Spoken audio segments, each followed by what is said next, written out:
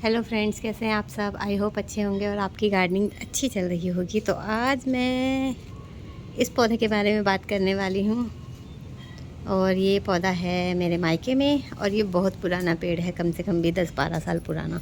तो मेरे जो स्टार्टिंग के पौधे मैंने लगाए थे ना, ये उनमें से है। तो ये है डबल पेटल जैस्मिन। तो इसे हम डबल चांदनी भी बोलते हैं, तो कुछ भी बोल सकते हैं आप इसको। और ये देखिए गिलहरियाँ, तो बहुत टाइम बाद मैंने गिलहरियाँ देखी और इसी छत पे देखी हैं, पहले भी रहती थी। तो बात करते हैं हम इस प्लांट की। तो इसके पत्ते जो है ना, हमेशा जोड़े में निकलते हैं। मैं नए पत्ते दिखाती हूँ आपको। कभी भी आप इसके पत्ते देखेंगे ना, हमेशा जोड़े में निकलते हैं और एक साथ 2 पत्ते निकलते हैं, एक इधर और एक इधर। और ये रहा, ये देख सकते हैं। तो वैसे तो हर पौधे के पत्ते ना नॉर्मली जोड़े में ही निकलते हैं, लेकिन ये इसी तरीके से निकलता है। और इसमें अभी मुझे कोई फूल दिख गया। तो इसका फूल कुछ इस तरीके से खिलता है, वाइट कलर का, और बहुत ही सुंदर सुंदर से, और खुशबू भी होती है इसमें। तो ये फूलों वाला पौधा है और ये गर्मियों का पौधा है। तो जैसे ही अगर मैं बात करूँ ना कि इसको कौन सा मौसम पसंद है, ये कब फ्लावरिंग करता है, तो ये गर्मियों में फ्लावरिंग करता है अप्रैल के बाद से। अप्रैल के बाद से नहीं कहूँगी, ये मानसून के आसपास में ही फ्लावरिंग स्टार्ट करता है। जब लू चलती है ना, तो इसके पत्ते झुलस जाते हैं। तो ऐसा नहीं है कि लू चलेगी तो इस पौधे को कुछ भी नहीं होगा। तो ये बहुत ही ज़्यादा हार्डी प्लांट है वैसे तो, क्योंकि ये 12 सालों से मेरे घर में लगा हुआ है। और वो देख सकते हैं आप कि कितना बड़ा हो गया। ये ऑलमोस्ट 6 फीट का प्लांट है और ये इस लोहे की बाल्टी में लगा हुआ है, छोटी सी लोहे की बाल्टी। तो ये बहुत सालों से इसी में लगा हुआ है ये प्लांट। तो इसे ना वैसे तो सनलाइट पसंद है, लेकिन अगर आप इसे लू वाली गर्मी में रखेंगे ना धूप में, तो ये पत्ते इसके जो हैं वो जल जाते हैं।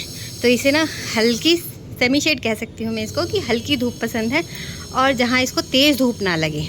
तो सुबह की 2 से 3 घंटे की धूप लग जाए, 4 घंटे की धूप लग जाए तो वो चलेगा। लेकिन जो हार्श सनलाइट होती है ना, वो ये बर्दाश्त नहीं कर पाता और उसके पत्ते जल जाते हैं। तो इसे जब हम ना मैं एक्चुअली लोकेशन दिखाती हूँ आपको, ये वाला एरिया। तो इस प्लांट को मैंने एक बार जब यहाँ पर रखा ना, तो यहाँ पर ना धूप नहीं आती है और दोपहर से ऊपर से धूप लगती है, बहुत ही कम धूप लगती है। तो इसके जो पत्तों का साइज़ है ना, वो कम से कम भी 1 बिलान का हो गया था, इतने बड़े बड़े पत्ते आए थे इसमें। और उसके बाद फ्लावरिंग भी हुई थी।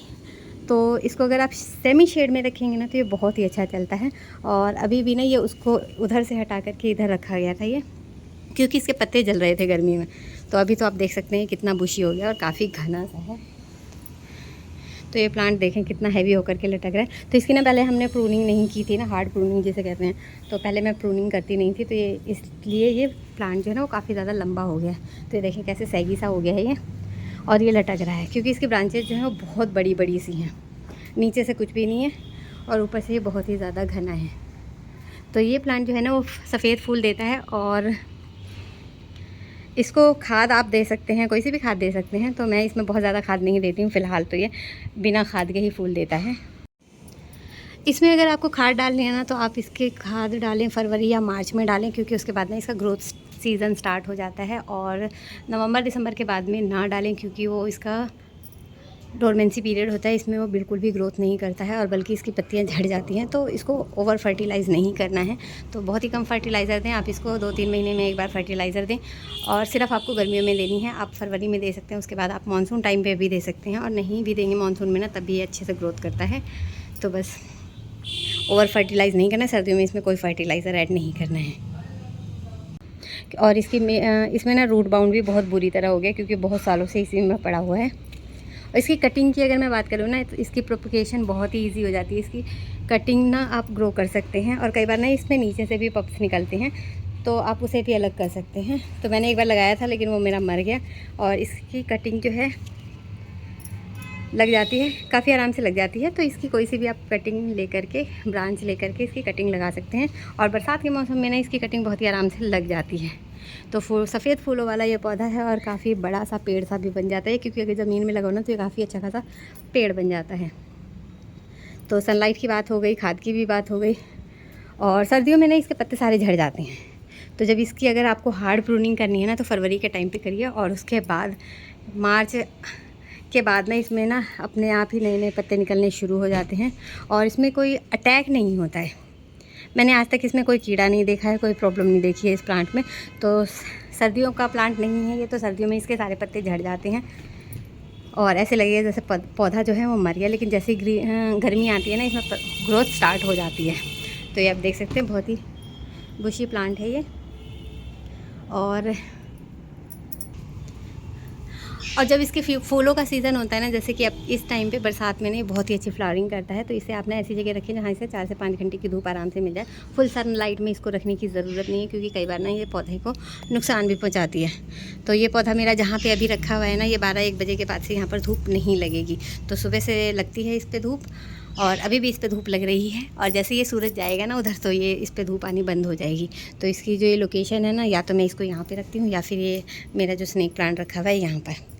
तो ये दोनों ही प्लांट जो है ना अंदर ही रखती हूँ मैं नॉर्मली। तो फ़िलहाल बारिश का पानी इसमें लग जाए, बारिश के पानी से ना इसकी ग्रोथ बहुत ही अच्छी होती है। और मैंने तो खैर इसमें बहुत टाइम से खाद नहीं डाली, अब तो हम फिर भी डाल देते हैं इसमें। और क्योंकि काफ़ी बड़ा हो गया तो ये अच्छे से ग्रोथ कर रहा है। तो अभी मैं इसकी कटिंग भी लगाऊंगी, और लगाई हुई भी है कुछ कटिंग। और इसके लिए आपको करना है ना, बस एक ब्रांच तोड़नी है, मोटी पतली आप कैसी भी तोड़ सकते हैं, और वो सारी की सारी ही लग जाती हैं। तो ज़्यादा पतली ना ले करके, ये सूखी हुई ब्रांच है इसकी ब्रांच ले करके इसको कट करके लगाएं। और ये गिलहरी, बड़ी खुशी हो रही है आज मुझे ये गिलहरियाँ देख करके। तो बस इसको बहुत ज़्यादा केयर की ज़रूरत नहीं होती है, लेकिन हाँ, इसको ओवर वाटरिंग पसंद नहीं है, क्योंकि जो मैंने अपने ससुराल में प्लांट लगाया था ना, वो ओवर वाटरिंग से मर गया। तो किसी भी प्लांट को ना अगर बचाना है ना, तो उसे ओवर वाटरिंग से आपको बचाना होगा। तो इसमें देखिए इसकी छाया भी है, मैं इसकी छाया में खड़ी हूँ। तो ये इतना घना हो गया कि थोड़ी सी ना छाया भी बना रहा है। तो इसको ओवर वाटरिंग से बचा करके रखना है, क्योंकि मेरा तो ये पहले से ही रूट बाउंड है, तो इसमें बहुत ज़्यादा पानी स्टोर नहीं होता है। तो ये इसीलिए ये अच्छी ग्रोथ कर रहा है। तो इसको ओवर वाटरिंग नहीं करनी है, पानी इसको तभी दे मिट्टी सूख जाने के बाद, क्योंकि ये फ्लावरिंग प्लांट है। और ओवर वाटरिंग ना किसी भी पौधे को ख़राब कर सकती है। तो ये था आज का मेरा, और आई होप कि सारे डाउट्स क्लियर कर दिए मैंने, क्योंकि सनलाइट बता दी मैंने। मेन जो 2 चीज़ें इस प्लांट को ख़राब करती है वो है सनलाइट, और दूसरा है ओवर वाटरिंग। और उसके अलावा अगर आप इसमें खाद नहीं देंगे ना, और इसमें ना फ्लावरिंग ना बहुत सालों बाद हुई थी, तब मुझे पता चला कि क्यों नहीं होती थी, क्योंकि इसमें भाई मैं कोई खाद ही नहीं डालती थी। तो 5-6 सालों तक तो इसमें फूल ही नहीं खिले थे। तो अब मुझे पता चला कि जब फूल नहीं खिलते हैं ना, तो इसमें NPK वगैरह डाल सकते हैं, आप फिटकरी डाल सकते हैं, बहुत सारे ट्रीटमेंट करने होते हैं, तब जाके फूल खिलते हैं।